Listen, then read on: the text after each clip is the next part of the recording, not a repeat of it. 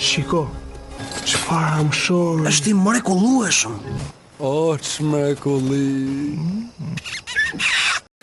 Sigurisht, sikurse e thash, jemi me të ftuarin, siç e do zakoni, pjesa e dytë dedikohet kryesisht intervistave. Sot kemi nderin dhe kënaqësinë Mateo të kemi me ne Sheki Useini. Mirëmëngjes, mirë se na erdhe. Mirëmëngjes, mirë se u gjeta. Faleminderit për ftesën, ish kënaqësi. Faleminderit juve që pranuat ftesën.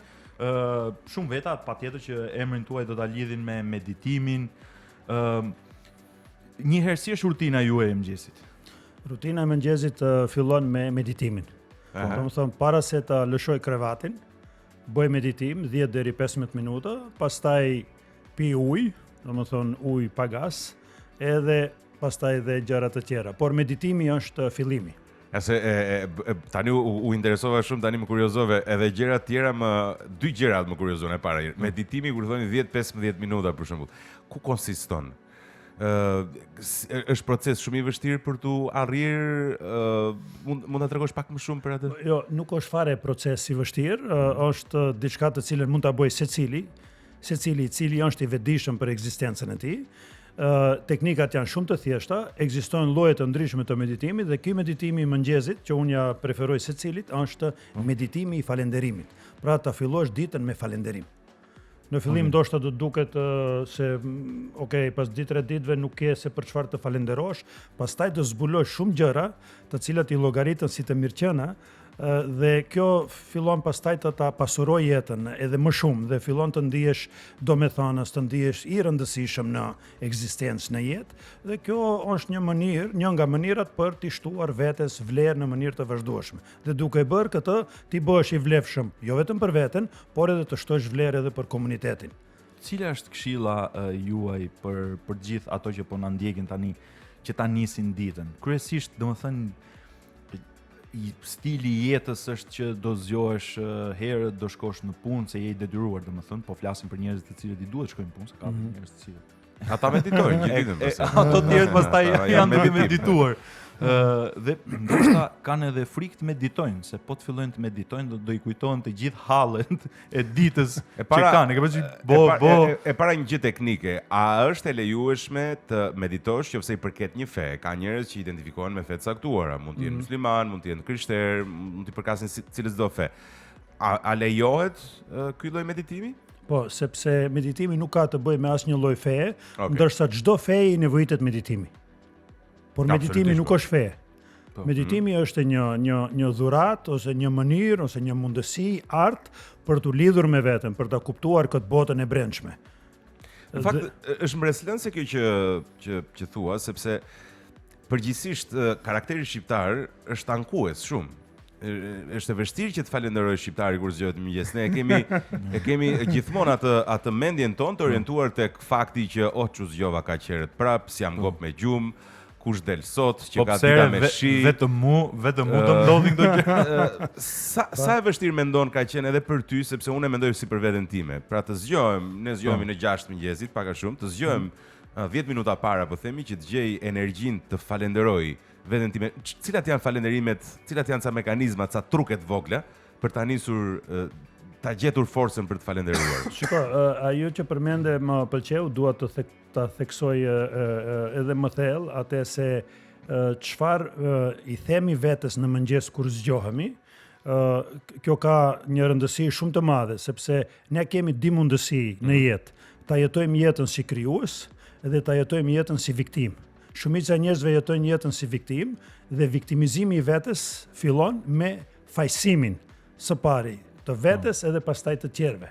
Dhe ti pa e kuptuar futesh në rolin e viktimës dhe dikur mendon se e tërë bota është kundër teje dhe ti nuk vlen, nuk je mjaftueshëm, kita ka bërë kështu, ai të ka penguar për suksesin, kita ka dëmtuar e kështu me radhë.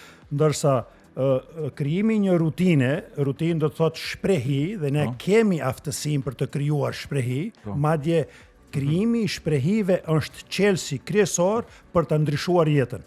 Jo një diçka që e bën ti një herë, po diçka që e bën në mënyrë të vazhdueshme. Një zakon i ri, Një zakon i ri, domethënë gjërat që i bën në mënyrë sistematike dhe të vazhdueshme janë gjërat të cilat do ta ndryshojnë jetën. Edhe kur ne krijojmë shprehi në jetë, ne në fakt ja dëshmojmë vetes rolin që ne kemi, rolin e të qenurit krijues. Dhe kështu mundemi pastaj të bëhemi krijues të fatit ton, të marrim pjesë drejt për drejt në krijimin e atij realiteti që ne dëshirojmë, të asaj jete që ne meritojmë. Ndërsa nëpërmjet fajsimit ose nëpërmjet lërjes së gjënave rastësisë, të ashtu quajtur rastësisë, ne nuk arrijmë që të përqafojmë jetën ashtu siç kemi dëshirë. Ju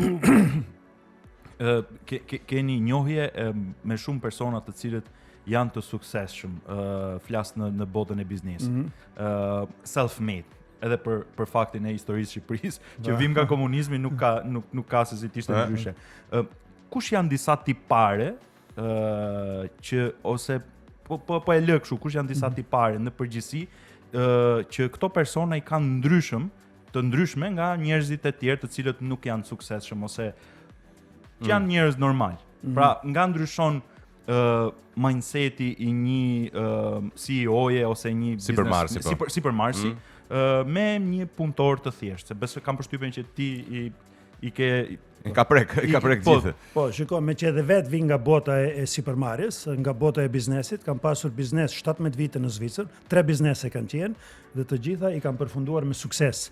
Një nga tiparet kryesore të njerëzve të suksesshëm që unë njoh dhe që dua ta potencoj tani në mënyrë eksplicite është se njerëzit e suksesshëm e duan atë që bëjnë.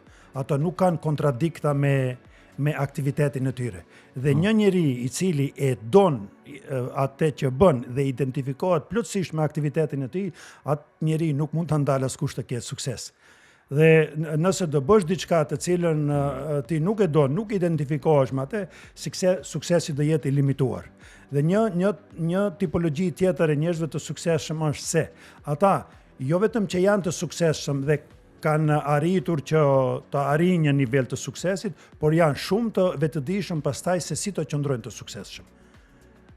Që do të thotë, një karakteristikë e veçantë është se njerëzit e suksesshëm në kuptimin e plot të fjalës investojnë në mënyrë të vazhdueshme tek vetja e tyre dhe tek stafi i tyre. Ata nuk ja lënë gjërat thjesht rastësisë, që përmend edhe pak më parë. Por ata investojnë në mënyrë të vazhdueshme, trajnojnë veten, trajnojnë stafin dhe rriten në mënyrë të vazhdueshme. Nuk janë gjëra të cilat i bëjnë një herë dhe pastaj thonë, "Ok, tani çfarë do ndodh." Por janë gjithmonë alert, vigjilent se në mënyrë të vazhdueshme duhet të mbjellin tek aktiviteti i tyre, tek vetja, tek stafi, tek klientët dhe të kenë një konsistencë të vazhdueshme, sepse personalisht mendoj kështu. Aq sa është sfiduese të bësh sukses, po aq më tepër sfiduese është të qëndrosh i suksesshëm. Dhe kjo e bën diferencën. Në fakt unë do ta përmbledha personalisht, do thoja që ti jesh i suksesshëm duhet ta duash dhe jo të duhet. Ta duash vërtet dhe jo të duhet ta bësh. Por, pa mos t'jesh i kushtëzuar. Ti u përqendrove tek suksesi profesional. Në eksperiencën time, në shumë raste që kam parë, sidomos në realitetin shqiptar, sipërmarrëse të cilët mund të konsiderohen të suksesshëm profesionalisht ose financiarisht, në aspekte të tjera të jetës tyre nuk janë dhe aq të suksesshëm. Nëse sukses do quanim një jetë e ekuilibruar, të shëndetshme, raporte familjare, ruajtja e një familje të shëndetshme, ruajtja e raporteve me njerëz të dashur. A ka emra që do t'i veçojen në Shqipëri dhe pse mendon se në Shqipëri, ose jo vetëm në Shqipëri, se do të ishte gabim ta fokusonim, shumë CEO ose sipërmarrës kudo në botë arrin që të shkojnë në burnout, pra në kuadër të dashurit shumë, të suksesit, të paturit një drive të brendshëm, shumë të fuqishëm, arrin që të humbasin shumë aspekte të tjera të jetës. Sa e vështirë është ti ekuilibrosh të dyja në këto nivele? Nuk është lehtë ti ekuilibrosh, por nuk është e pamundshme. Kështu që ti nuk guxon që të fokusohesh vetëm tek biznesi dhe ta lësh anës atë i cili bën biznes dhe ti je ai që bën biznes, sepse ti e prodhon biznesin, ti e prodhon suksesin. Dhe shumica e njerëzve çfarë bëjnë? Dy gjëra. E para, nuk janë atë që e bëjnë si aktivitet, nuk është ide e tyre, po është një ide e marrur nga dikush tjetër ose e kopjuar, sepse e ka bërë dikush tjetër dhe do ta bëj edhe unë. Dhe në fakt nuk e kanë zbuluar atë misionin e tyre të brendshëm, nuk e kanë zbuluar atë dashurinë e vërtet për atë që janë duke bërë, po thjesht bëjnë diçka sepse e ka bërë edhe dikush tjetër. Kjo është e para, edhe e dyta është se si ta them që të jem më i qartë. Bëjnë diçka mirë, po nuk e mirëmbajnë veten edhe nuk janë në hap të vazhdueshëm me atë se çfarë ndodh në mjedisin e tyre, çfarë ndodh në biznesin, pra në industrinë e tyre që bëjnë dhe nuk janë up to date. Dhe këto ngatrohen. Por ka këtu një fakt tjetër, unë do ta quaj fakt mistik, se edhe pse disa njerëz duken të suksesshëm, Po, nuk janë. por në brendi, sepse e përmende Varet çfarë quajmë sukses, po. Varet çfarë quajmë sukses. Janë fokusuar tek gjërat materiale dhe mendojnë se sa më tepër materialitet të krijojnë, të prodhojnë në jetën e tyre, aq më rahat do jenë, aq më të ekuilibruar do jenë dhe kjo fjala më pëlqeu shumë, ekuilibër. Për mua filozofia e jetës është të mbash një ekuilibër konsistent, të qëndrueshëm. Sepse ti mund të kesh të mira materiale, suksese, kompani dhe nga më të ndryshmet, pra në atë botën e jashtme të jesh apo të dukesh i plotësuar me leke, me gjëra, me kështu, mirë po brenda të jesh bosh. Dhe këtu fillon puna ime për shembull. Unë kam shumë klient që merren me këtë boshlikun e brendshëm, sepse kanë krijuar jashtë, po janë shprazur brenda. Edhe nuk intereson shpirtit tënë se sa makina e çfarë fame ke, çfarë gjëje ke, por i intereson se me çfarë paqe je duke ushqier shpirtin, sa i lirë ndihesh ti brenda vetes, sa e pakushtëzuar është liria, çfarë dashurie ke ti për veten tënde dhe për atë që të rrethon. Këto janë vlerat të cilat ti nuk mund t'i kompenzosh me gjëra materiale. Por tu ka edhe një aspekt tjetër, të cilin unë dua ta përmendi dhe secili që dëshiron të bëjë sukses duhet të ketë një gjë më parasysh. Nuk është vetëm suksesi apo të mirat materiale që do të arrish eminent, i rëndësishëm. Më e rëndësishme se kjo është mënyra se si e ndërton suksesin. Sepse mënyra se si ti bëhesh i suksesshëm do përcaktoj pastaj edhe mënyrën se si ti do ta gëzosh, do ta konsumosh, se si ti do kënaqesh me rezultatet e suksesit. E cila është mënyra që të jemi në praktikë? Cila është mënyra? Cila është mënyra? Nëse suksesi jot shton vlerë në komunitet, nëse suksesi jot ju a bën njerëzve jetën më të lehtë, më të mirë, ju ndihmon që ata të rriten po ashtu, të bashkëriten me ty, me atë që bën, me atë produktin tënd, me atë ideologjinë tënde, me atë vlerën, me atë energjinë që ti përhap, natyrisht është e njëjta gjë që ti edhe do marrësh prap pastaj sepse ne duam të kemi sukses, sepse kemi dëshirë që të jetojmë të lumtur, ëh. Mirë po, nëse ti gjatë sukses bërjes, gjatë rrugtimit tënd, ke bërë me qindra ose mijëra njerëz të palumtur, ke varfëruar, ke dëmtuar njerëz, ke thyer zemrat e njerëzve, ke shkatruar familje, ke dëmtuar shëndetin individual dhe kolektiv të njerëzve, dhe nga ana tjetër thua tani un kam bërë lek dhe un do kënaqem tani. Jo, ti nuk do kënaqesh, sepse këtu ka një ligj mistik. Mënyra se si ti i bën të ndihen të tjerët do përcaktoj më vonë mënyrën se si do ndihesh ti vetë. Përveç se nëse je politikan, ore. Realisht sa do të mendosh. Po ti je ministër nuk blen. Ideja është që të paktën perceptimin në Shqipëri është debat kudo. Një nga mendjet për mendimin tim më të mëdha, Janis Varoufakis, ka ngritur debatin që bota ekonomike kontrollon botën politike apo bota politike kontrollon botën ekonomike. Dhe deri tani ne folëm tërësi për njerëz të suksesshëm, por kur këto ja vendos një sipërmarrësi, bën shumë sens. Kur ja vendos një politikani, ngrihen shumë pikë pyetje, domethënë se si qasja që ai ka. Unë do preferoja që nëse mund të themi disa këshilla shumë praktike për të rinjt në moshën që sapo janë futur, kanë filluar punën. Çfarë duhet të bëjnë si fillim këto të rinj që të jenë të suksesshëm për të qenë sipërmarrës ose nuk e di. Shiko, ajo që përmendëm në fillim, ata duhet që të qartësojnë me veten e tyre se sa identifikohen me atë që janë duke bërë. Mos bëjnë diçka sepse e bën dikush tjetër. Tani në këtë vit që jemi kam përshtypjen shumë vështirë që të bësh gjëra të reja. Jo, neve na duket vështirë, por shiko, ne jetojmë në epokën e informacionit. Do të thonë, aksesimi i informacionit, i njohurive është shumë i lehtë, sikur më parë në historinë e njerëzimit. Kështu që ne kemi mundësi, pra kur them ne mendoj edhe të rit, me që bëhet fjala tani konkretisht për të rit, kanë një mundësi të palimit që të aksesojnë dije në mbar planetën dhe oportunitetet janë të pafund. Duhet të kërkojnë oportunitete, të jenë mendje hapur, të kenë guxim që të bëjnë hapin e parë dhe shumica e njerëzve nuk fillojnë për arsye se i bllokon frika me që edhe mendja e njeriut është e fokusuar më tepër tek ato gjëra që nuk kanë shkuar mirë. Shiko, luftrat, ka dështuar filani, fisteku, e ka provuar ki, nuk ja ka dal, e kështu me radhë. Jo, përqendrohu tek vetja jote. Dhe nëse dhe kesh një ëndër të shëndosh, po t'jetë ëndra jote, t'jetë autentike, vjen nga burimi jot. Nëse do kultivosh aftësinë për të planifikuar mirë, të vendosësh prioritete, të përcaktosh objektiva të qarta dhe të jesh këmbgulës në përcaktimin e objektivave, atëherë nuk ka kush të ndalë.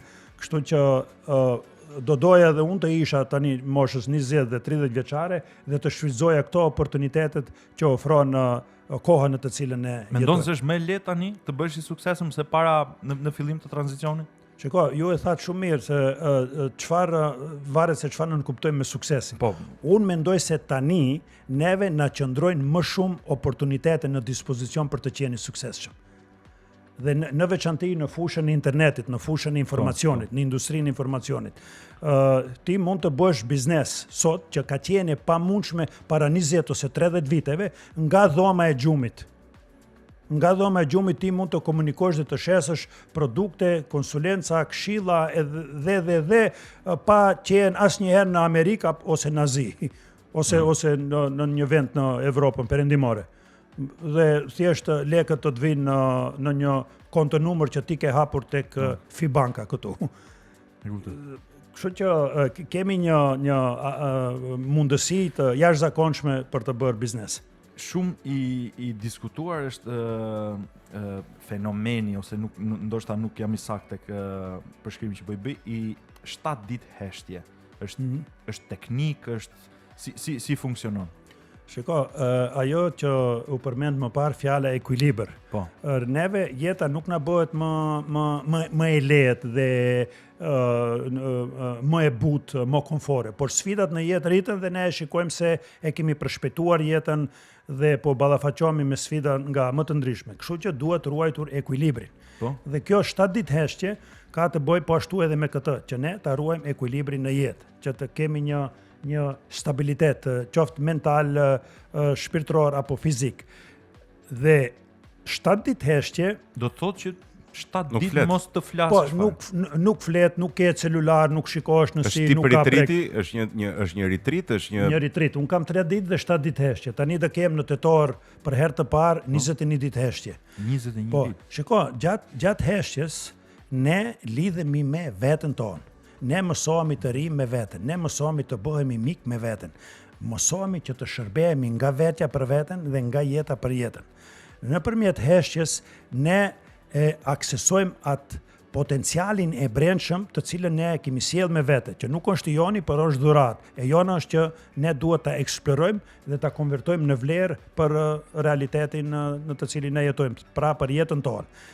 3 ditë dhe 7 ditë heshtje, deri tani e kanë bërë diku mbi 700 shqiptarë nga mbar bota, ka rezultuar si i tillë. E ka dëshmuar veten se është një nga çelësat kryesor për ta mirëmbajtur shëndetin mental. Dhe shëndeti mental, konkretisht edhe në komunitetin tonë, është dhe do jetë një nga sfidat më të mëdha në vitet që vijnë. Dhe tani po flitet shumë për deficitet dhe pasojat e rënda që dalen nga mosmirëmbajtja e shëndetit mental. Dhe kjo 3 ditë heshtje, 7 ditë heshtje, krahas shumë benefiteve tjera, ka të bëjë drejt për drejt me shëndetin mental që nënkupton një nivel të gjendjes psikologjike të sistemit tonë. Dhe nëpërmjet kësaj heshtje ndodhin disa gjëra. Unë do përmendi 2-3 gjëra që janë bazike, të cilët ja dëshiroj secilit. E para, mësohemi që ta qetësojmë mendjen. Mendja e njeriut, pra një mendje e rëmujshme e kësaj kohe dinamike, është krijuesi kryesor i problemeve në jetë. Nëse mendjen ne nuk arrijmë që ta qetësojmë, ajo do na marr neve përpara dhe mendja e njeriut nuk është e konceptuar që neve të na bëjë lumtur, të na sjellë paqe shpirtërore.